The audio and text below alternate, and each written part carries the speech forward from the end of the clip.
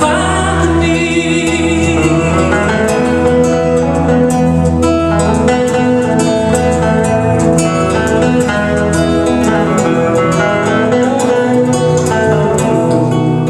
Ilazao ny famonjen'ireo zay tsy mba manampy ny aina mifaliana natizahana no mampiditra ao ambala ireo omby zay naniasy fitiavana izao tontolo izao no nanolorany ny ainy tompo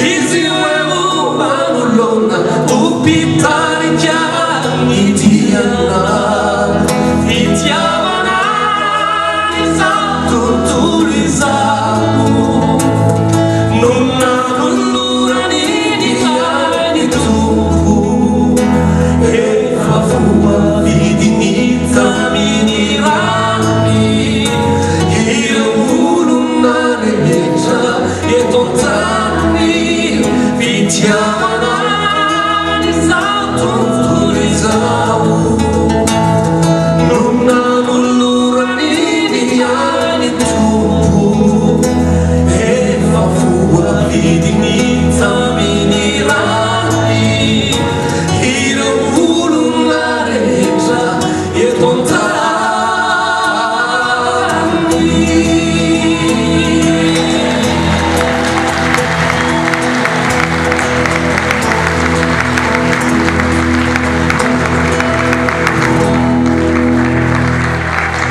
Merci.